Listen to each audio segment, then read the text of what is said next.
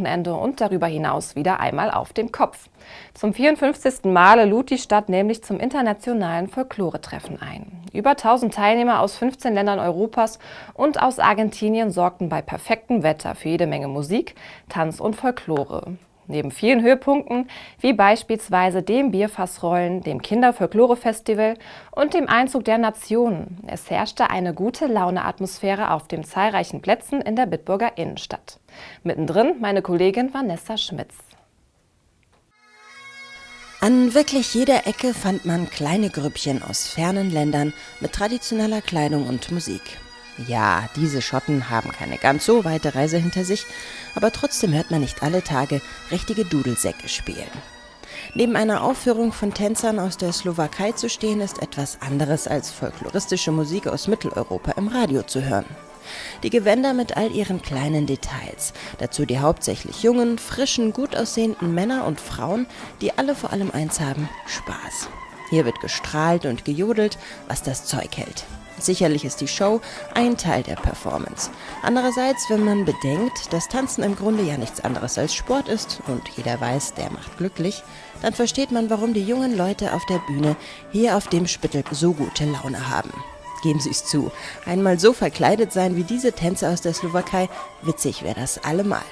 Beim Auftritt der Gruppe aus Slowenien geht es etwas ruhiger, etwas bäuerlicher zu, möchte man sagen. Aber wieder finden wir junge Menschen, die sich für die Tradition ihres Landes begeistern können.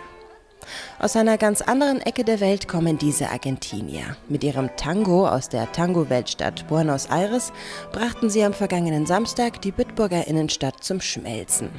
Leidenschaft bei jeder Bewegung, der man gerne zusieht. Dazu die schönen Kleider und der Kopfschmuck. Da steckt Feuer in jedem einzelnen Muskel.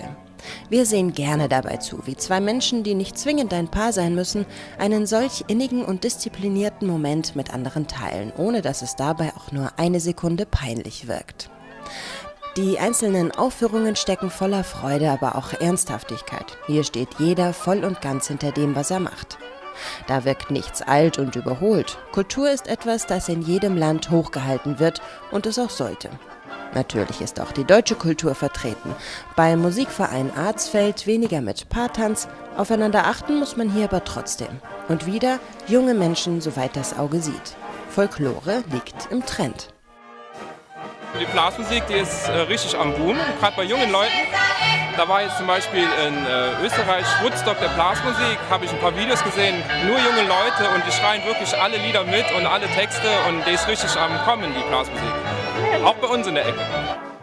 Die Blasmusik ist auch ein Begriff, jeder kennt sie, aber Musik und Kultur aus anderen Ländern, so oft sieht und hört man die nicht, außer man sucht danach, was man am vergangenen Wochenende in Bitburg aber nicht musste. An den wichtigsten Plätzen tummelten sich die buntesten Menschengruppen. Es ist sehr schön, wenn man sich so trifft international, finde ich sehr gut, gell? Dann, es ist so schlecht in der Welt und da finde ich das sehr gut, wenn sowas ist. Ist ja dieses Jahr ein ganz neues Konzept, wie es hier halt die Veranstaltung stattfindet.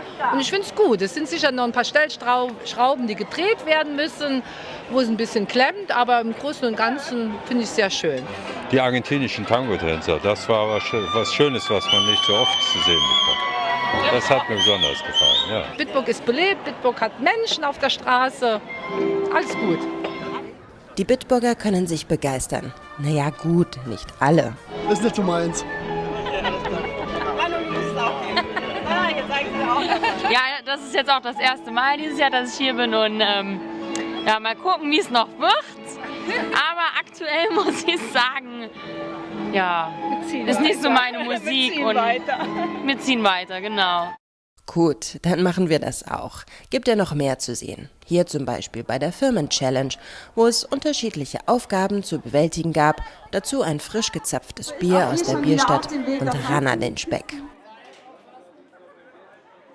Das Wetter war gut, sehr gut, aber wir würden nicht behaupten, dass das alleine der Grund war, um sich mal das Folklore-Festival in Bitburg anzuschauen. Fremde Kulturen, ob man sie nun interessant oder eher komisch findet, das belebt nicht nur eine Innenstadt, sondern auch den Kopf. Also öfters mal was Neues anschauen.